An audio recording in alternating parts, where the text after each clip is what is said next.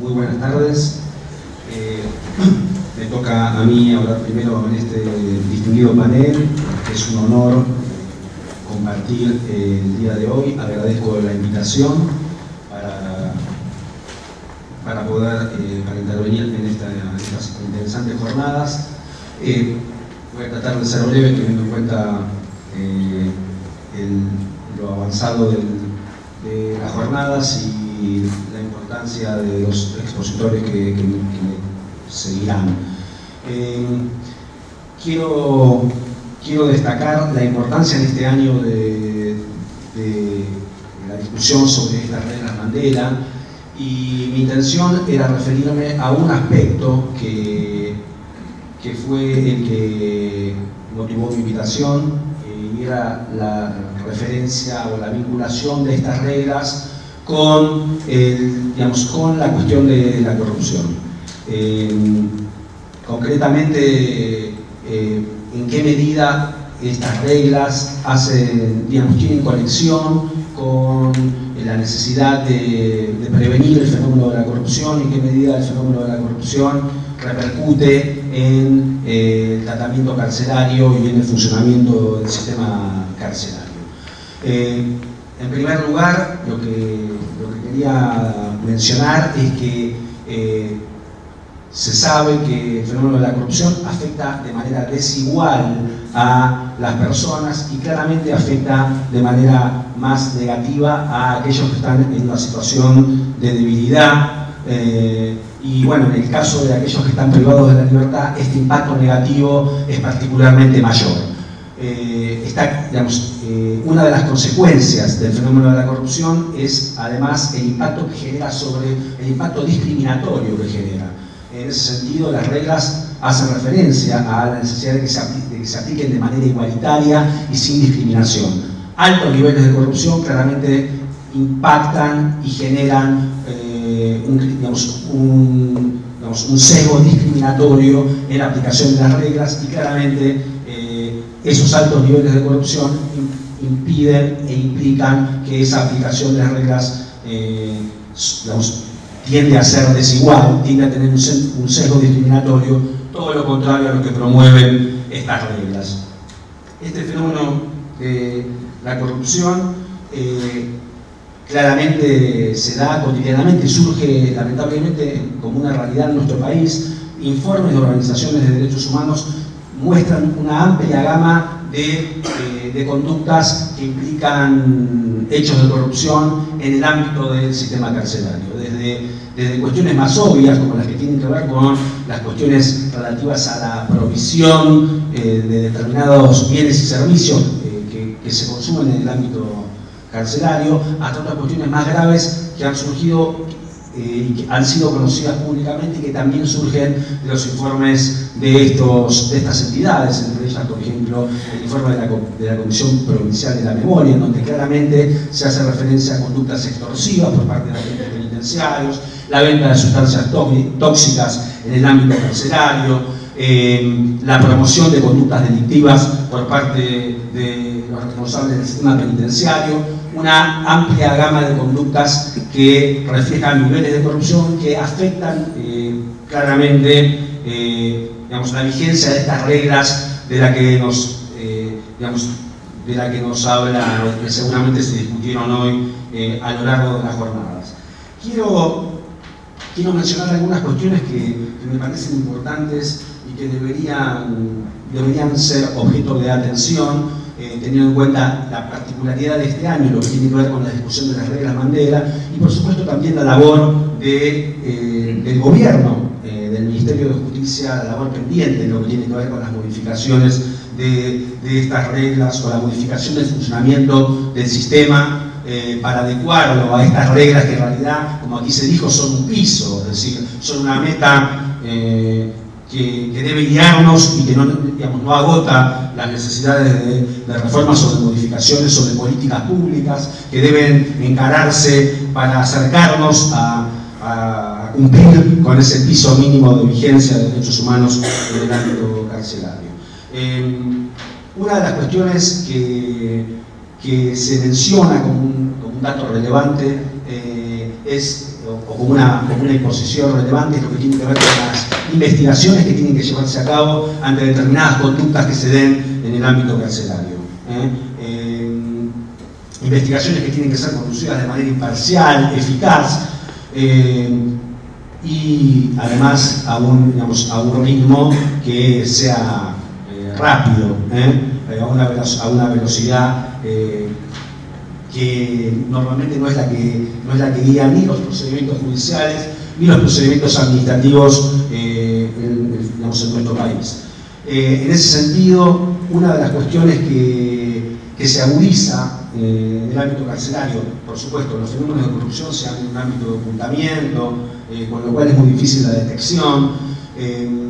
Bueno, en el ámbito carcelario más todavía esta opacidad se ve magnificada. Pero una de las características que se dan en el ámbito de la investigación de hechos irregulares en el ámbito de la administración pública es, por un lado, la lentitud en el funcionamiento del sistema judicial en la investigación de estos hechos irregulares, pero también lo que tiene que ver con el establecimiento de responsabilidades disciplinarias. Por lo general, en el sistema argentino es de una lentitud y una ineficacia notable. Y en mi experiencia en los órganos de control de la corrupción y de las irregularidades administrativas, nos pasaba muchas veces que se agudiza esta situación de falta de eficacia o de lentitud cuando se trata de irregularidades cometidas en el ámbito penitenciario. Particularmente no se da esa situación de imparcialidad en la investigación en la investigación disciplinaria de estas irregularidades. Es decir, estamos hablando de torturas, de tratos crueles e inhumanos, no solamente de hechos de corrupción, y esas torturas deben ser investigadas no solamente en el ámbito judicial, sino también en el ámbito disciplinario. Y por lo general, esas investigaciones no llegan a buen puerto, lo cual, teniendo en cuenta estas reglas, debiera ser objeto de un análisis específico, encontrando una solución que permita que esas investigaciones disciplinarias, que muchas veces son las más importantes porque son aquellas en las cuales de manera inmediata se reúnen los elementos de prueba de esas irregularidades, sean llevadas a cabo con la suficiente imparcialidad para que esas investigaciones puedan avanzar. Por lo general se dan en el ámbito del propio sistema penitenciario no hay una respuesta adecuada, esperable, como la que aspiran estas reglas que se lleven a cabo, que tengan lugar, que se completen.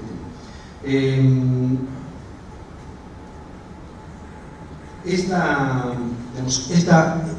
me parece un elemento importante, es decir, la necesidad de contemplar o regular de manera adecuada estas investigaciones que deben llevarse a cabo de manera rápida, de manera eficaz y de manera imparcial.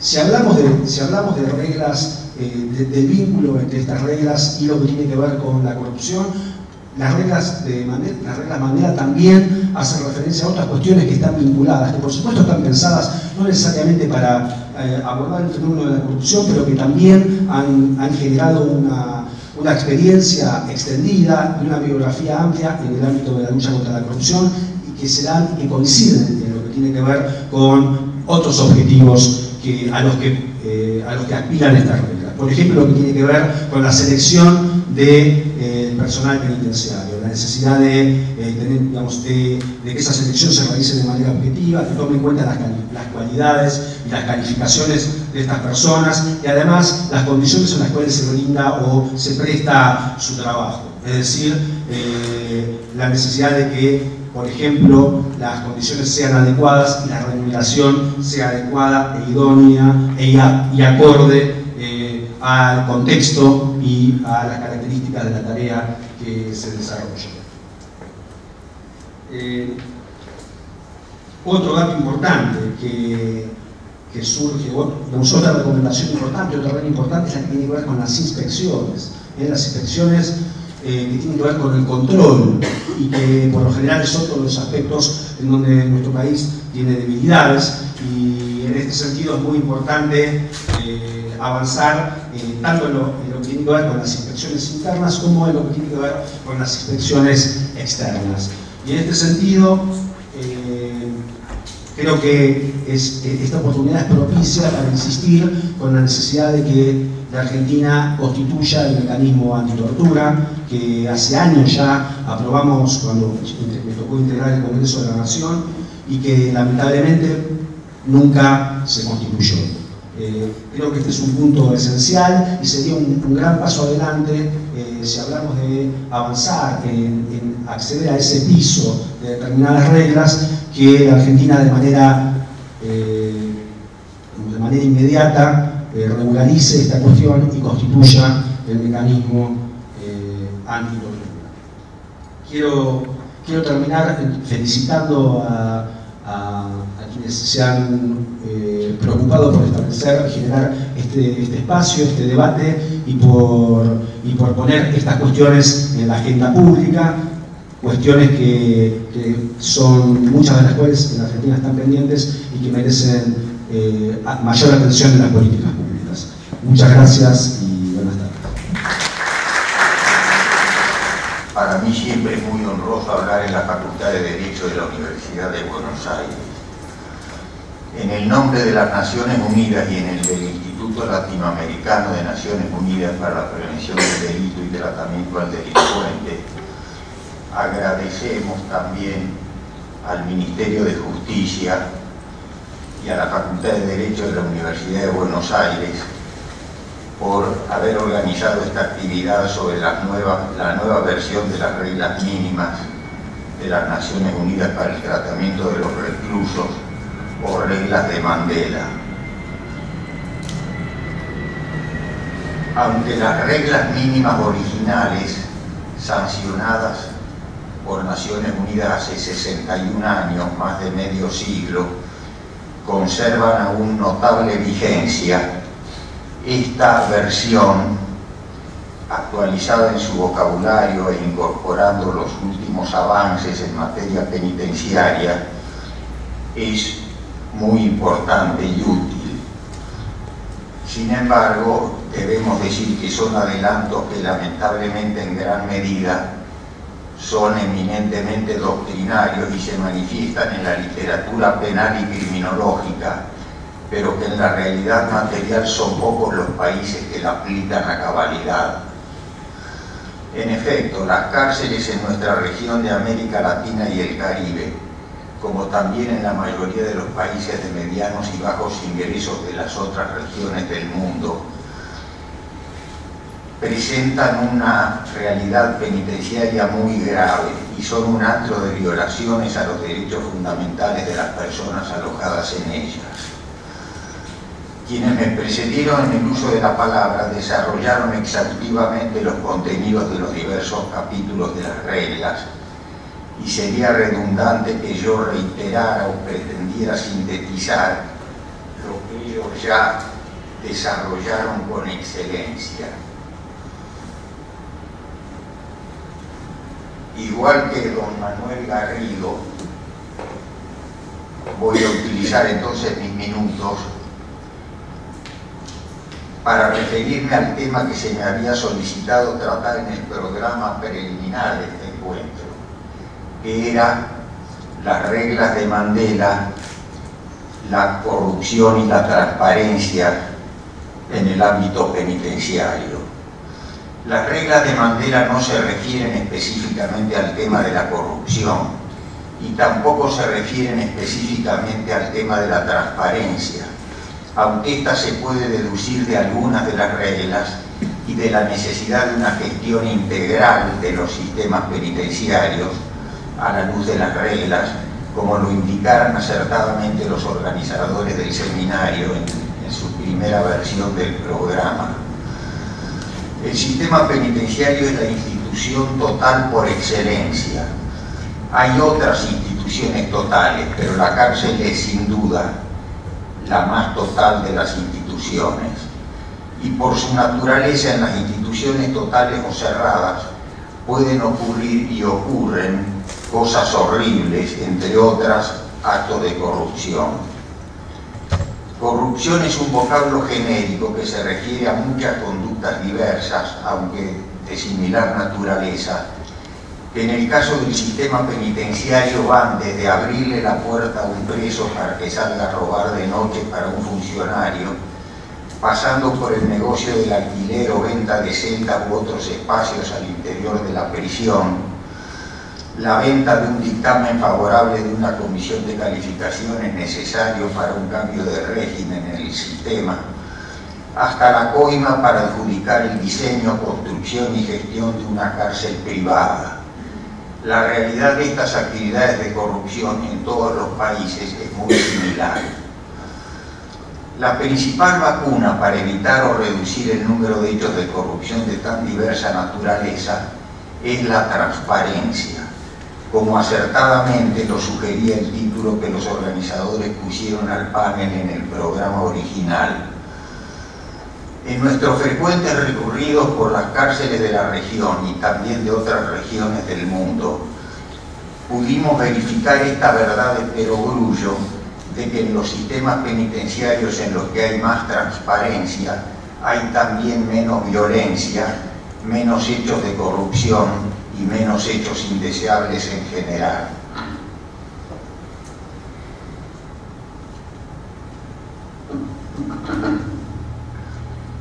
Pero las cárceles, por su naturaleza, se caracterizan por su opacidad, por su falta de transparencia.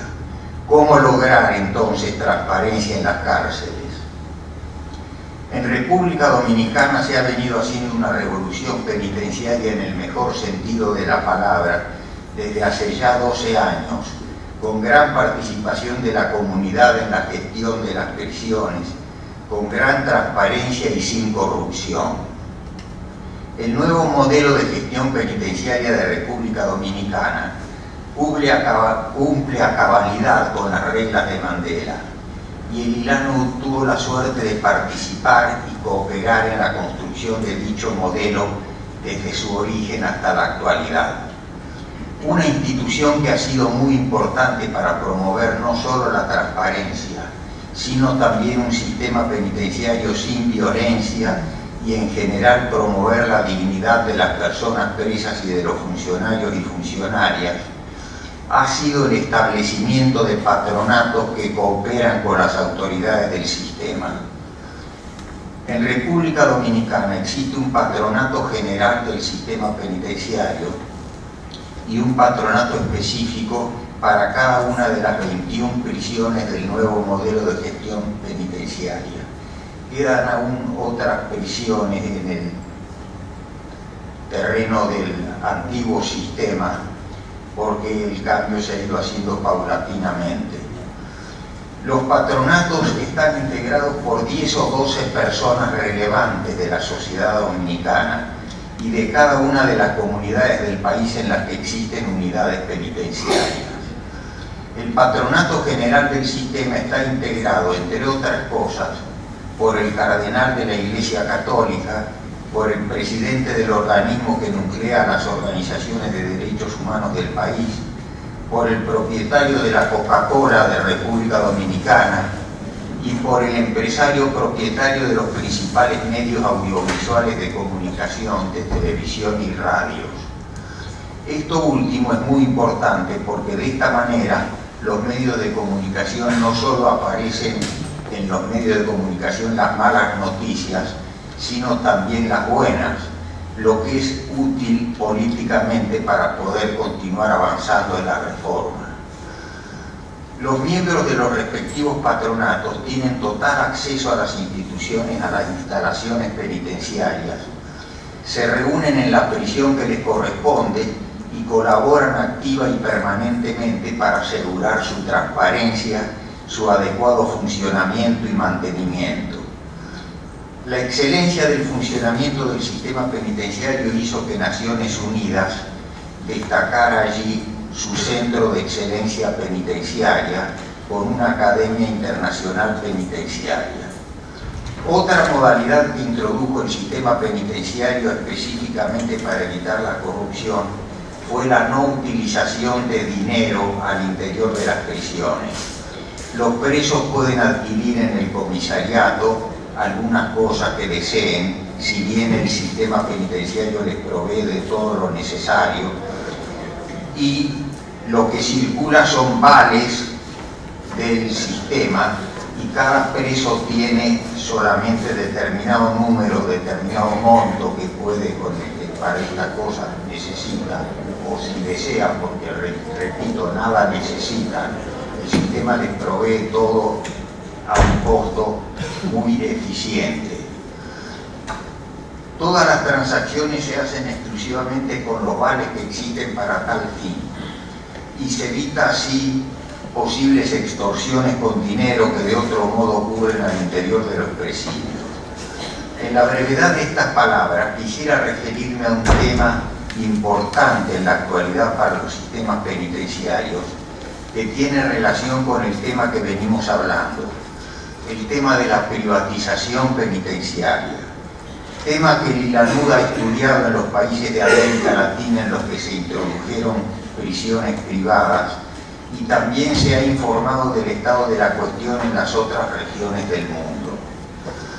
Es conveniente comenzar diciendo que los países que mejores sistemas penitenciarios tienen, más respetuosos de la dignidad de las personas privadas de libertad y también de las personas funcionarias, como asimismo más profesionales y eficientes en términos económicos, son los países del norte de Europa: Suecia, Noruega, Dinamarca, Finlandia, como asimismo Holanda, Canadá y Japón, todos los cuales tienen sistemas penitenciarios estatales. En América Latina, por su parte, los países que en mejor situación relativa se encuentran en materia penitenciaria no han caído en el error de privatizar la ejecución de la pena de prisión. Así los casos de Costa Rica y República Dominicana, y también el caso de Argentina al que me referiré.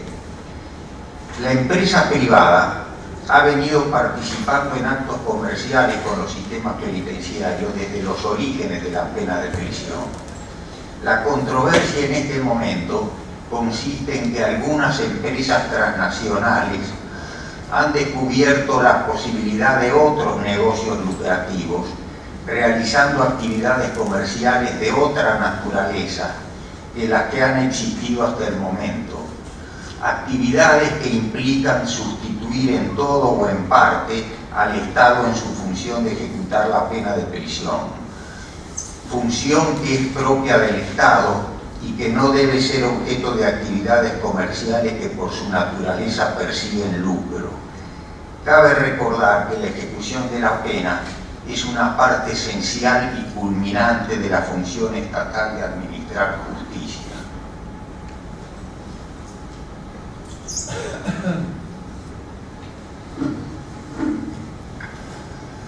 La expresión genérica cárceles privadas reúne diversos nombres y figuras jurídicas con que se nombra este negocio, que consiste en definitiva en la ejecución de la prisión preventiva y de la pena de prisión como negocio lucrativo por medio de empresas comerciales. De hecho, como en otros ámbitos de la economía, en el mundo globalizado este negocio de las cárceles privadas se ha ido concentrando en 4 o 5 empresas transnacionales muy grandes que se asocian con empresas nacionales que se constituyen para tal fin en los países en los que este negocio se concreta. Procediendo de esta manera, el negocio de las cárceles privadas ha creado un nicho muy importante para los capitales financieros, con acciones que cotizan en las principales bolsas de comercio. La principal razón por la cual la prisión preventiva y la pena de prisión no deben ejecutarse como negocio es la que acabamos de expresar. La justicia penal, y como parte de ella la ejecución de la prisión, es una función estatal indelegable, y ejecutarla como un negocio lucrativo es una grave distorsión que también ocasiona otros daños graves. Además de esta razón, que es la más importante, hay otras también importantes, razones de política criminal y razones económicas. Trataré en los próximos minutos de muy sintéticamente referirme a algunos de estos puntos. En materia de política criminal, las cárceles privadas producen las siguientes consecuencias. Introducir una cárcel privada en un sistema penitenciario que tiene varias o muchas unidades sobrepobladas y graves carencias materiales y de personal, como es la situación de los sistemas penitenciarios en los países de nuestra región, desde fines del siglo XX y en lo que va del presente siglo, crea una situación de privilegio para un pequeño grupo a un costo económico muy alto, al par que aumenta el deterioro del resto del sistema. Lo vamos a explicar con un ejemplo tipo. Los países X e Y hace un año construyeron su última cárcel. El país X construyó una cárcel estatal. El país Y construyó una cárcel privada. Ambos tienen 10 cárceles cada uno, con capacidad para 1000 personas presas por cárcel y una capacidad total para 10.000 personas presas. Pero ambos tienen 15.000 personas presas, o sea que ambos funcionan al 150% de su capacidad. El país X tiene 10 cárceles estatales. El país Y tiene 9 estatales y una privada. Veamos su situación en el cuadro que puse en pantalla. El país X tiene 10 presos, dijimos, 10 cárceles y 15.000 presos. Entonces tiene 1.500 presos en cada cárcel, todas prisiones estatales. El país Y tiene 9 cárceles estatales, pero la última que construyó es una cárcel privada, que no la construyó el Estado. Eso es una parte muy importante del negocio. Entonces, fíjense lo que ocurre. El país Y, ¿sí?, tiene una cárcel privada con 1.500 presos, igual que tenía el país X, y tiene las cárceles estatales ya no más con 1.500, sino ahora con 1.555 cada una. ¿Se entiende el razonamiento? Como vemos, en el país X, los limitados recursos penitenciarios pueden distribuirse equitativamente con mejores resultados. En el país Y, en cambio, la sobrepoblación se transfiere y se acumula progresivamente en las cárceles estatales, al par que se establece una distinción injusta y de dudosa constitucionalidad entre quienes cumplen su función, su pena en ellas, y los pocos que la cumplen a un costo muy alto en la cárcel privada en situación de privilegio. Y en países con un alto crecimiento de su población penitenciaria, como es el caso de los de América Latina, a medida que pasa el tiempo la sobrepoblación aumenta y continúa acumulándose inequitativamente, hacinando a las personas de las cárceles estatales sin poderse aliviar su situación distribuyendo el exceso de personas entre todas las cárceles del país. Porque si el Estado coloca un preso más que la capacidad establecida para la prisión y hay un incidente, paga el Estado. Y si hacen eso, les ocurre lo que a otro país de la región que visité hace poco, que por distribuir el exceso de presos entre todas las unidades carcelarias, también en las privadas, excediendo el número de presos establecido en ellas, tiene que pagar $7.000 diarios de penalización, además del costo de manutención de cada preso. Veamos otro problema. Bueno, comento hoy a la tarde, una funcionaria del Ministerio de Justicia me preguntó sobre el tema y tocamos el tema. Chile se suele poner como un ejemplo de las cárceles privadas. Ustedes tendrían que ir luego que Chile destinó mucho de su dinero de cobre a poner 10 cárceles privadas y ver el desastre que está ocurriendo en un país que tiene cerca de 160 de densidad en su población penitenciaria y que pagó en promedio 42 millones de dólares por cada una de esas 10 prisiones, y actualmente no es el ejemplo de 1555, multiplíquenlo por 10. El sistema penitenciario chileno, que no había tenido más o menos como el de Costa Rica un funcionamiento con problemas de cierta sobrepoblación, pero la cosa andaba mejor. Hoy tiene 10 cánceres que le consumen casi todo su peculio, y un país con 147 prisiones tiene las otras 137 a reventar y cada vez peor. Veamos otro problema. La empresa privada, por definición, hace negocios en procura de lucro. Ahora bien, si la ejecución de la pena se transforma en un negocio, se sustituyen los criterios que hasta ahora han regido el uso de las penas, el derecho penal, la política criminal, la ética, inclusive la opinión pública, por los resultados del mercado y el incentivo de lucro, con la consecuencia de que vender y comprar cupos carcelarios eleva aún más las tasas penitenciarias. De hecho,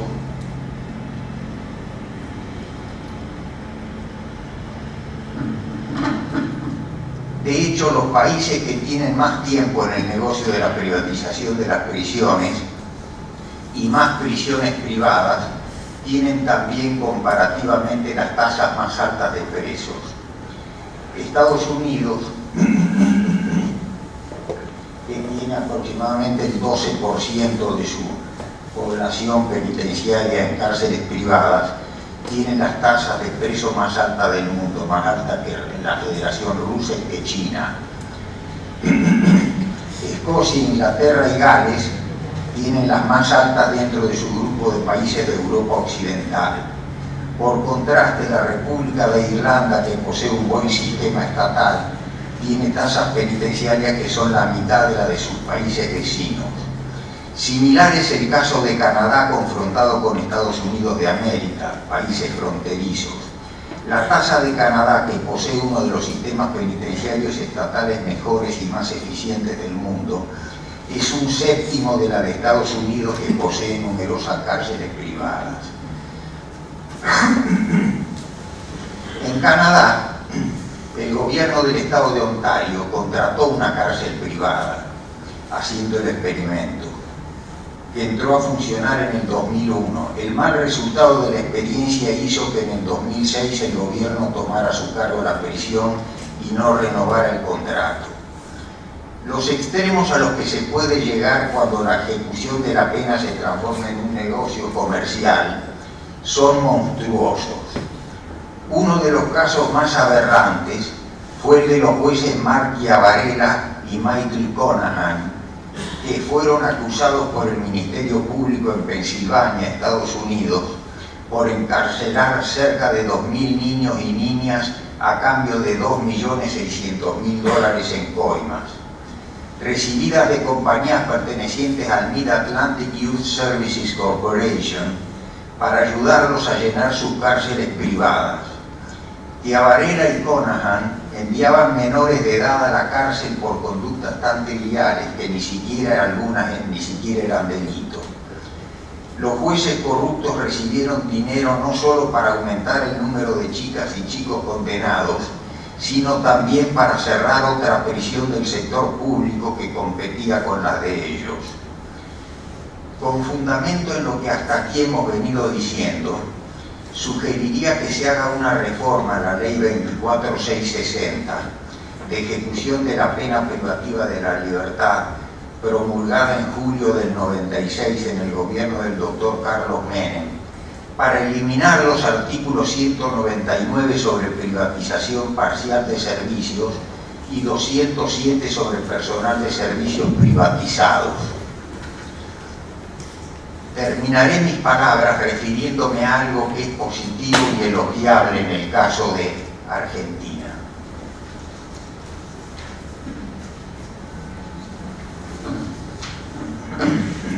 Bueno, esta mañana algo de lo que voy a decir dijo la defensora general Estela Maris Martínez. Todo sistema penitenciario, para funcionar adecuadamente, requiere espacio físico, terreno e instalaciones edilicias adecuadas y personal penitenciario adecuadamente seleccionado, capacitado y con estabilidad en su función. Si falta espacio, hay sobrepoblación y hacinamiento. Y si falta personal, hay anarquía y vacío de autoridad, que es llenado por los liderazgos emergentes y por el surgimiento de grupos de autodefensa. Como caracterización general, con diferencias entre países, los sistemas penitenciarios de la región tienen desde hace muchos años graves deficiencias en ambos requisitos, con los graves resultados de motines, muertes y todo tipo de violaciones a derechos humanos que ocurren en los países de la región. Además de contar con estas dos condiciones estructurales, los sistemas penitenciarios deben garantizar múltiples otras funciones, tales como alimentación, salud, seguridad, visita, capacitación, trabajo, etc. Pero la falencia en estos dos requisitos básicos genera violencia y situaciones objetivas inevitables que impiden u obstruyen su cumplimiento. Veamos el caso de Argentina en cuanto a estas dos variables. Argentina tiene en ambas materias una situación privilegiada. No se sorprendan. En cuanto a la infraestructura edilicia, comparativamente, la situación penitenciaria argentina es excepcional. Me refiero sobre todo al Servicio Penitenciario Federal y al de la provincia de Buenos Aires, que constituyen la gran mayoría de la población penitenciaria del país. Hay unidades que habría que refaccionar y otras que eventualmente habría que construir. Pero quien haya recorrido ambos sistemas y haya visitado también prisiones en otros países de la región, posiblemente coincidirá en que desde el punto de vista de la arquitectura penitenciaria y de la calidad edilicia se ha invertido mucho y la infraestructura en general es excelente.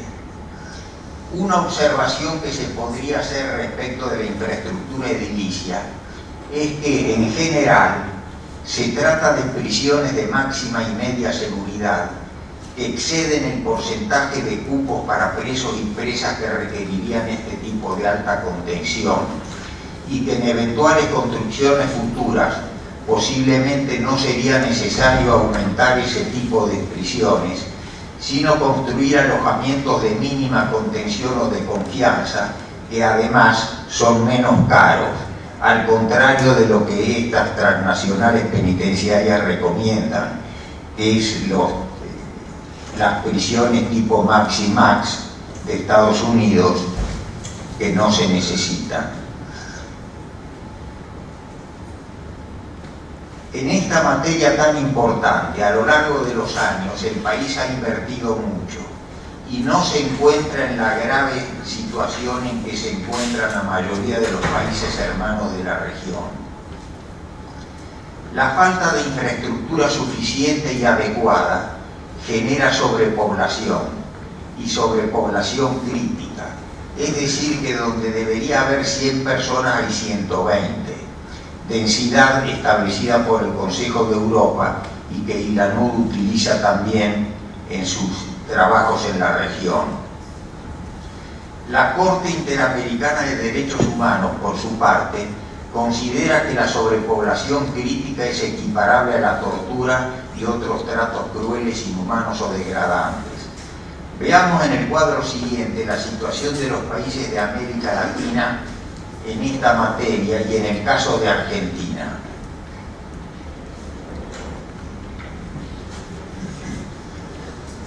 Bueno, lo que nos va a interesar en este caso es la columna de la derecha, que está en rojo. la columna de la derecha indica que todos los países de la región de América Latina en el 2013, para cuando se hizo esta medición, tenían y tienen hoy peor que en ese año entonces, densidades iguales o superiores al 120%. La única excepción es Argentina, que tenía en promedio 101, es decir, tenía un punto de sobrepoblación. Lógicamente, esto como es un promedio, está escondiendo casos como fue el de los presidios de Mendoza, que llegó hasta la Corte Interamericana de Derechos Humanos, y otros presidios en los que, como una forma de corrupción, algunos tienen más espacio del que requieren. Bueno, todo eso está bien, pero en promedio, mejor dicho, está mal. Pero en promedio el país tenía una situación que es excepcional dentro de la región. Además, lo que digo de la arquitectura penitenciaria y de la facilidad del diseño arquitectónico y de las facilidades, pudimos recorrer, bueno, acá con Juan Carlos Domínguez de La Plata, que estuvo 10 años en Costa Rica, en la época de oro del sistema penitenciario costarricense, y desarrolló allá su centro de diagnóstico y clasificación, y con Christer Isaksson, el director de seguridad del sistema penitenciario sueco, y con Stephen Nathan de la Universidad de Georgetown, pero no en Estados Unidos sino en Londres, recorrimos las prisiones del sistema penitenciario de la provincia de Buenos Aires y la del Servicio Penitenciario Federal, y ellos me decían, este estándar no lo encontramos en Europa. Yo creo que puede ser exagerado, pero en general, como diseño arquitectónico, otra cosa es que adentro ocurra lo que no debe ocurrir, pero no me voy a salir de mi contexto por razones de tiempo. Y en cuanto al personal penitenciario, vimos la variable sobrepoblación y espacio. En cuanto al personal penitenciario y a la adecuada ratio número de personas presas por persona funcionaria, también la situación del país es excelente, con una ratio de entre 1 y menos de 3 personas presas por funcionario o funcionaria, similar a la de los países de Europa Occidental, Canadá y Japón que antes hemos nombrado. Voy a poner en pantalla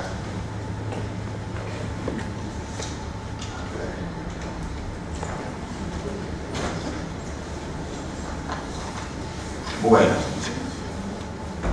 miren, hasta Montenegro, que viene a estar por aquí, perdón, ¿qué dice este título? ¿Qué? Sí, porque me olvidé de traer los anteojos de ver de lejos, entonces ando al tanteo. Radio de personas presas por bueno, como hasta aquí, todos los países de Europa tienen una ratio de menos de 3 presos por cada funcionario. Y el que está peor de todos, que creo que es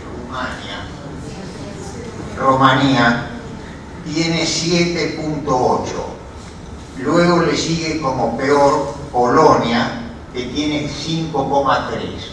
Bueno, veamos esto, que puede parecer una locura, es decir, como 1 a 1. No lo es, porque se calcula, hay que multiplicar por 4 el número de presos, porque los funcionarios penitenciarios también tienen que ir a su casa. Entonces está la mitad en servicio, la otra mitad está en la casa, y de la mitad que está en servicio, la mitad está comiendo, durmiendo, cambiándose, yendo al baño, y la otra mitad está efectivamente en funciones. De manera que si un país tiene 2-1, en la práctica de funcionamiento es 8-1. Veamos el caso de los países de América Latina. Bueno, el de arriba de todo creo que tiene 25 y pico, ¿no es así? 23.4, sí. Y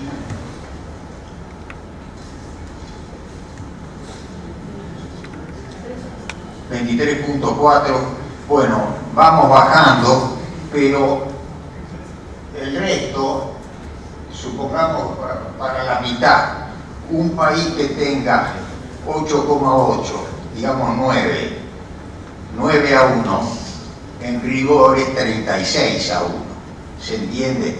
Y si el Estado mete presa a una persona, tiene que hacer lo que corresponda para que no esté amontonada, ni con falta de higiene, ni con enfermedades infecciosas, ni sometida a violencia. Se requiere, en definitiva, se requiere una ratio numérica adecuada. Como antes dije, en Argentina las dos variables que hemos venido analizando no son justificativos de que las prisiones no funcionen adecuadamente. Es decir, no hay argumento para que las cárceles funcionen mal. Lo infraestructural en materia de espacio y de personal existe, y existe a lo mejor que hay en el promedio mundial y como lo tienen los países de Europa Occidental. Creo que algo así que sí habría que perfeccionar en el Servicio Penitenciario Federal, como asimismo en el de la provincia de Buenos Aires y en otras provincias del país, es el modelo de gestión y la interacción preso-funcionario. Perdón, hoy en el hall alguien me decía con preocupación que si yo me tomaba todo el agua no iba a haber para las otras personas, pero no es cierto, alcanza. No se preocupen por eso. Sugeriríamos, bueno, creo que algo que sí habría que perfeccionar es en el Servicio Penitenciario Federal, como asimismo en el de la provincia de Buenos Aires y también en otras provincias del país, es el modelo de gestión y la interacción preso-funcionario. Sugeriríamos instalar definitivamente en todo el país el modelo de seguridad dinámica que hemos visto funcionando bastante bien en algunas unidades del Servicio Penitenciario Federal y en el de la provincia de Buenos Aires. Para lograr establecer el modelo de seguridad dinámica con una buena interacción preso-funcionario, es imprescindible cumplir con 3 requisitos. 1. Contar con instalaciones adecuadas y no sobrepobladas, requisito que Argentina cumple, salvo en algunos casos específicos de unidades que habría que atender. 2. Contar con el suficiente número de funcionarios y funcionarias, requisito con el que también el país cumple. Pero, 3, y aquí viene una de las cosas que funcionan mal, que cada funcionario o funcionaria esté ubicado desempeñando su función en el lugar adecuado establecido por el modelo. Sobre este punto quisiera detenerme y pedirles que me corrijan si mi percepción no fuera la correcta. Algún funcionario penitenciario que esté en la sala. De manera similar a las Fuerzas Armadas, la Ley Orgánica 20.416 de junio del 73 estableció en su artículo 40 y siguientes que el Servicio Penitenciario Federal consta de 2 carreras profesionales penitenciarias paralelas, de oficiales y de personal subalterno o suboficiales. Esto creó la situación de que quienes trabajan en directo contacto con los presos y presas sean primordialmente los funcionarios y funcionarias subalternos o suboficiales, y a su vez dentro del cuerpo del personal subalterno las tareas se distribuyen de manera que quienes mayoritariamente están en contacto con los presos y presas sean los funcionarios de rango inferior, es decir, los que tienen menor antigüedad y menor conocimiento y experiencia. El personal subalterno de mayor rango, por su parte, va asumiendo otras funciones que colocan a este personal del otro lado de la reja. Y en cuanto al cuerpo de oficiales, también la mayoría de sus funciones los mantienen en las oficinas del otro lado de la reja. De manera que de nada sirve tener tanto personal que no desempeña sus funciones de la manera que corresponde. De esta manera, el número de penitenciaristas con que se cuenta para que funcione adecuadamente el sistema de seguridad dinámica es sumamente reducido y se desperdicia el conocimiento y experiencia que poseen los oficiales y suboficiales de mayor rango. En este punto, como en muchos otros, en el IRANUD sugerimos mirar con la mayor atención al modelo penitenciario de los países nórdicos, a los de Suecia, Noruega, Dinamarca, Finlandia, como asimismo al de Canadá, que son los más profesionales y respetuosos de la dignidad de las personas, tanto de las personas presas como de las personas funcionarias. En los países citados, en los que existe solo una carrera profesional penitenciaria, con personal bien seleccionado, capacitado, adecuadamente protegido por la legislación laboral y bien remunerado, requisitos que también Argentina tiene al mejor nivel que los otros países de la región respecto de lo que acabo de decir de lo que es la carrera penitenciaria. No obstante la crítica que hago de que habría que cambiar algunas cosas. Es frecuente ver a funcionarios de avanzada edad, con antigüedad en la carrera y con títulos universitarios, desempeñándose en contacto con las personas privadas de libertad dentro del modelo de seguridad dinámica. Funcionando así, este modelo, además de producir mayor seguridad, logra también una interacción y socialización más enriquecedora para las personas privadas de libertad.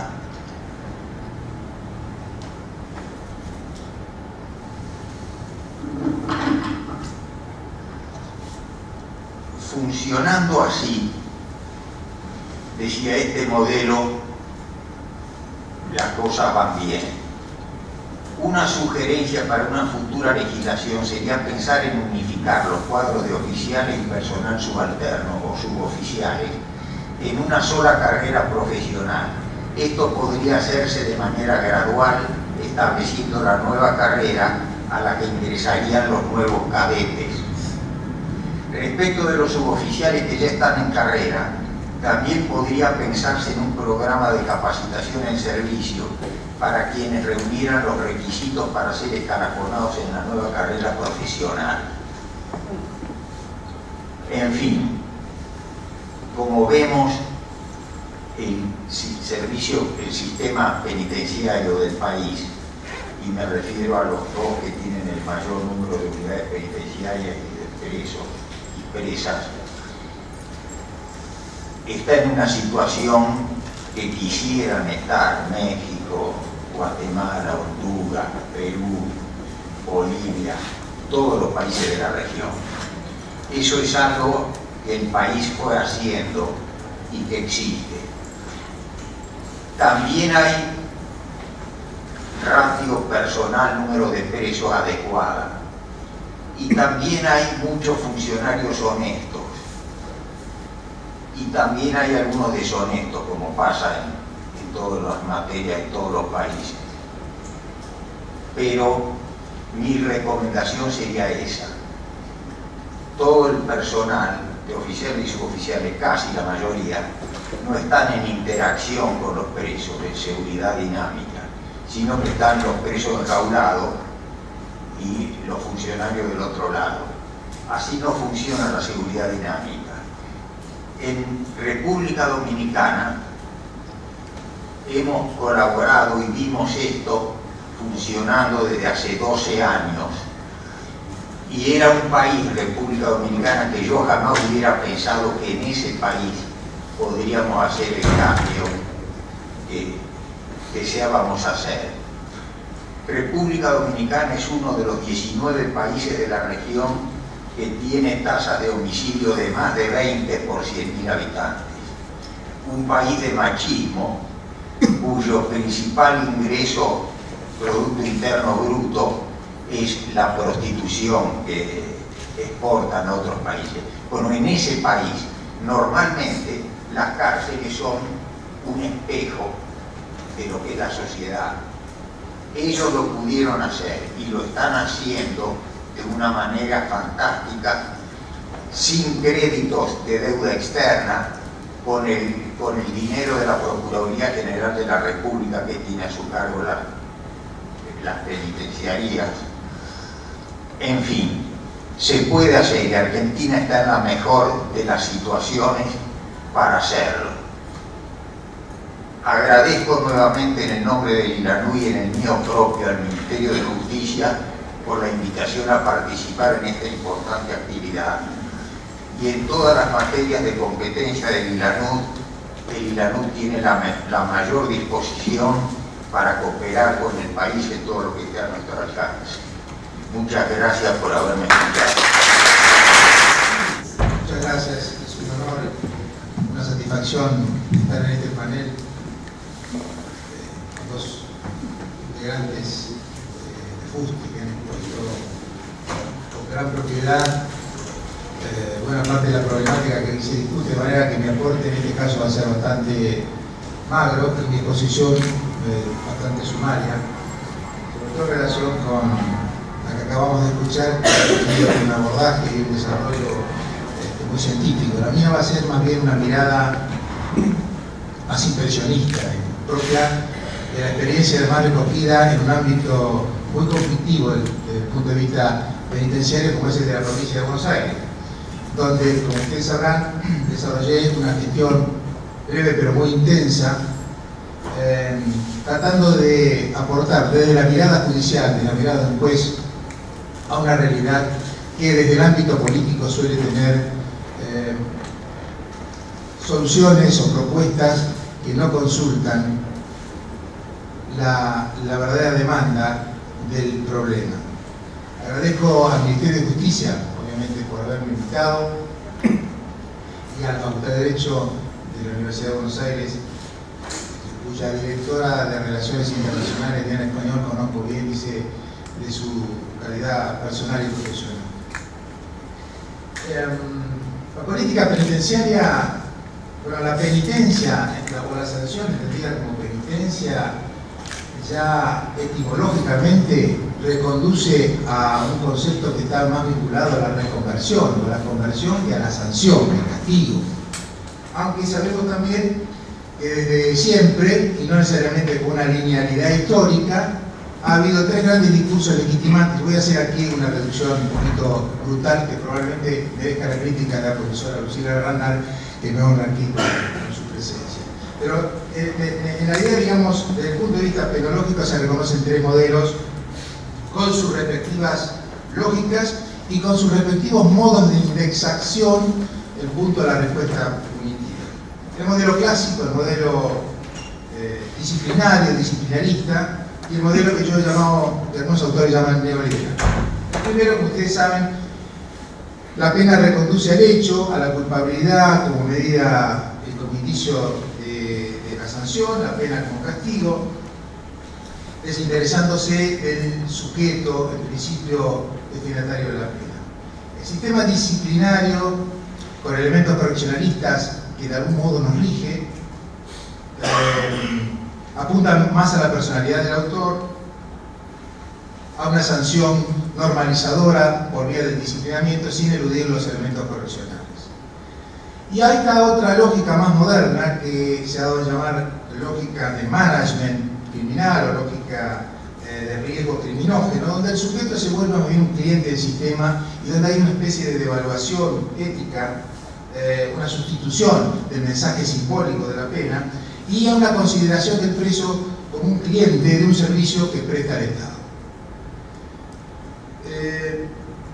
Yo creo que estas lógicas hoy están cohabitando y justamente porque cohabiten y pugnan por tener un espacio dentro de la academia y dentro de la política criminal, hoy se presentan como un problema en el sentido más profundo del término. Es decir, en el lenguaje Foucaultiano, un problema o una problematización que siempre hace referencia a la elaboración o a la búsqueda de una respuesta que emerge en un momento dado y sobre un tema específico. La problematización, diría Foucault, se encarga de transformar un conjunto, y estoy citando textualmente, transformar un conjunto de dificultades en problemas a los cuales las diversas soluciones intentarán aportar una respuesta. Y aquí aparece, a mi modo de ver, desde una larga experiencia como juez, ya más de 40 años, y en la gestión política también, la gestión política particularmente vinculada con la sanción penal, aparece este divorcio, esta separación entre la realidad y los modelos. Hoy creo que es necesario reclamar y elaborar un criterio más pragmático, más realista, más razonable, porque como diría alguien también, hoy las doctrinas han entrado en un crepúsculo. El cuadro de situación que con detalle fino ha presentado el doctor Carranza es particularmente dramático en la provincia de Buenos Aires, donde me tocó actuar como ministro de Justicia. Voy a sintetizar mucho el cuadro de situación de crisis, porque aquí se ha hablado mucho de ello, y algunos factores que contribuyen a la acentuación o el agravamiento de esa crisis. Esto ha sido denunciado, no es una novedad. Está en el informe del CES, está en el informe de la Comisión Provincial de los Menores, hemos discutido largamente, y a pesar de, yo me he enterado de muchas de las cifras que la NUT, por vía de la exposición del doctor Carranza, ha manifestado, pero en realidad en la provincia misma las estadísticas no son confiables y suelen ser anacrónicas o incompletas.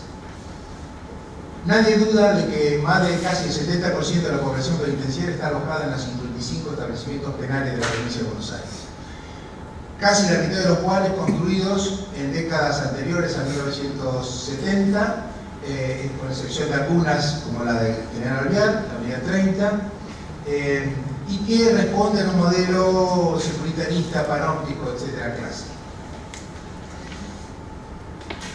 Este universo poblacional excede largamente la capacidad de cupo de los 28.000 presos que la provincia está en capacidad de absorber hoy, a una tasa de 600 presos por año.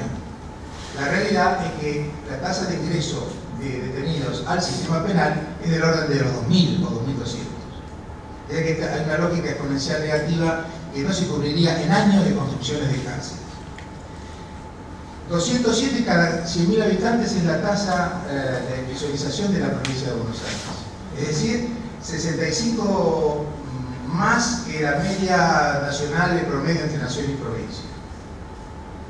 Una situación verdaderamente crítica porque además los costos operativos se vuelven insaldables. Hay atrasos, o encontramos atrasos, una desorganización enorme en relación a los pagos a proveedores. Había un desfinanciamiento total en ese rubro, unas carencias estructurales en el ámbito de la salud penitenciaria y una dinámica de gestión que dio origen, por todas estas circunstancias, a bolsones de corrupción verdaderamente significativos. Yo califiqué con estupor al principio de la gestión que el Servicio Penitenciario de la Provincia de Buenos Aires era una agencia estatal invertebrada, ineficiente y criminógena. Y creo que no erré demasiado en ese diagnóstico.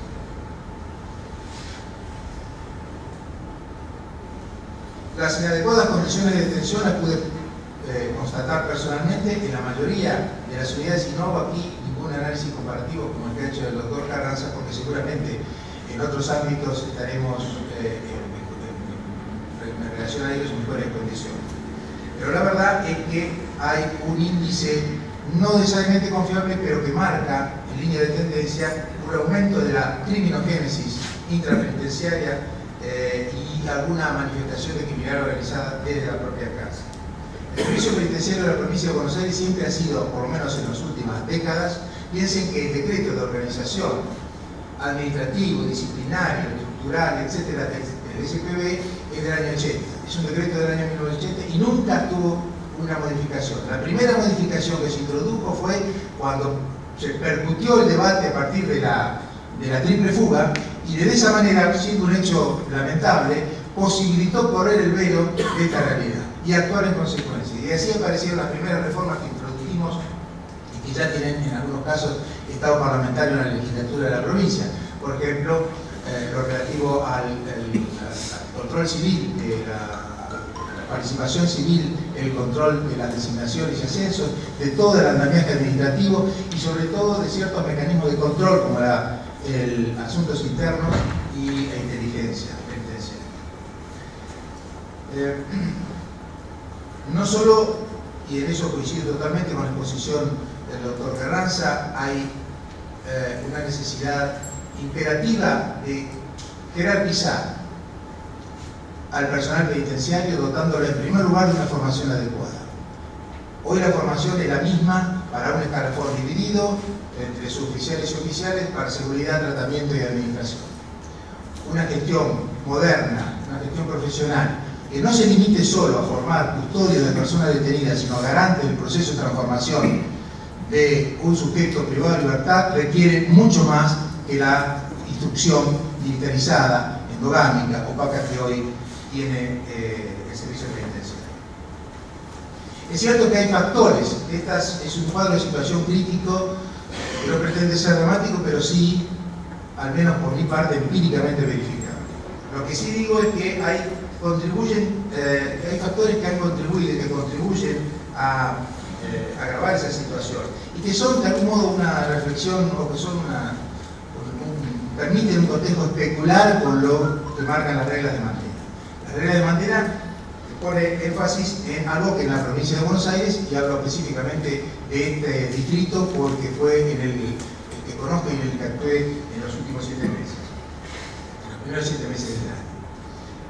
Las insuficientes medidas de prevención, un exceso del uso de la prisión preventiva por parte de la magistratura, una tasa elevada de punibilidad en relación a las escalas penales que superan también y en algunos casos con holgura la media de naciones y de provincias, una asistencia legal que es no deficiente por la falta de calidad de los defensores oficiales, al contrario, pero piensen que el 95% de la asistencia legal en todos los periodos del proceso, incluyendo ejecución obviamente, está a cargo de las defensas oficiales. Y esto sin los recursos, sin las posibilidades de desplazamiento, etc. Y con las contingencias y dificultades que son propias, que son intrínsecas a esta dinámica de autogestión, que para mí es el eufemismo más perverso que he encontrado en el lenguaje político en estos temas.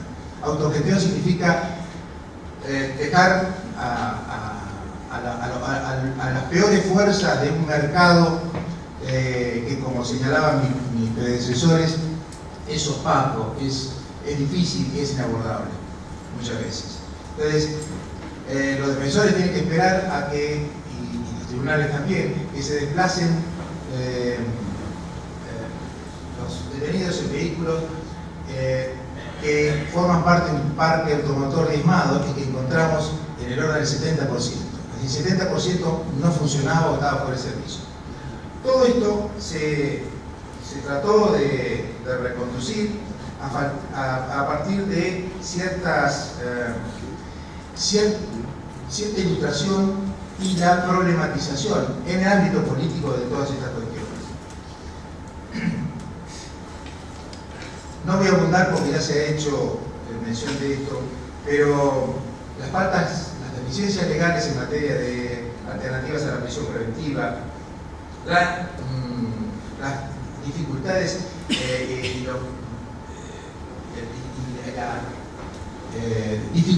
digo bien, dificultades porque son inconvenientes a veces insuperables del patronato, la inadecuada logística y financiamiento de las cárceles, como les decía, el parque automotor estaba prácticamente inoperativo, la problemática específica en el caso de las mujeres o de los menores.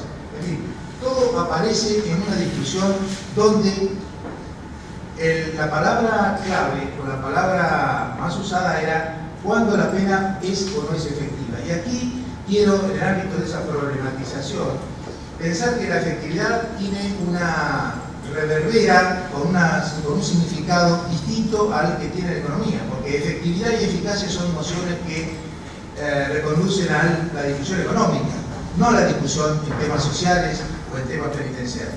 Pero en todo caso, ¿cuándo es efectiva una sanción? En principio, se podría responder que cuando responde al grado de realización, es decir, al efecto que produce en relación con el propósito de la norma. Pero la pena es efectiva cuando, a mi modo de ver, tiene dos características: la certeza y la inexorabilidad. Y esto en dos sentidos, a su vez.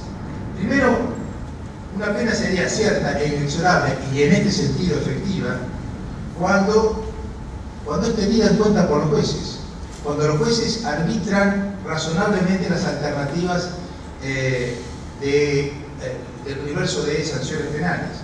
Se puede aplicar una norma y, sin embargo, no ser efectiva.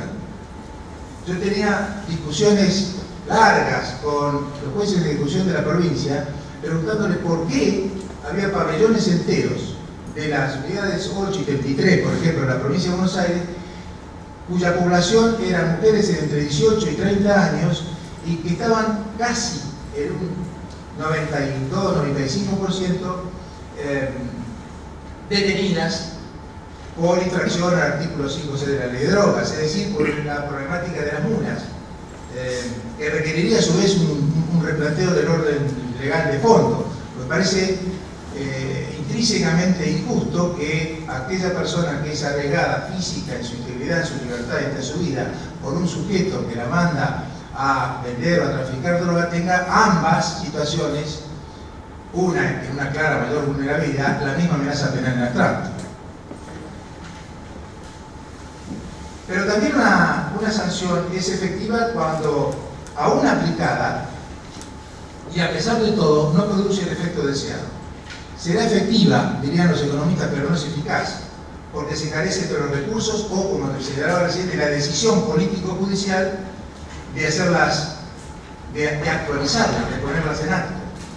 Si yo le podría decir, o le podría contar de la cantidad de pulseras electrónicas ociosas que teníamos porque los jueces de ejecución penal de la provincia no las solicitaban.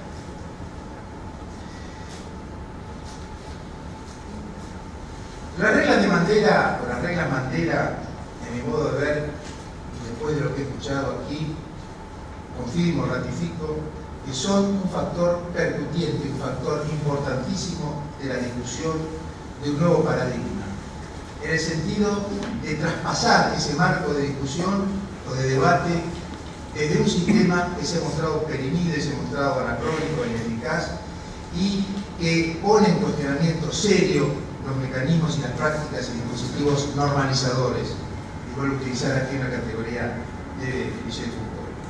Es imprescindible, y así lo planteé en su momento a la gobernadora de la provincia de Buenos Aires, que manifestó su acuerdo y su decisión política en ese sentido, de ordenar una estrategia, un plan concreto, razonable, preciso y financiado.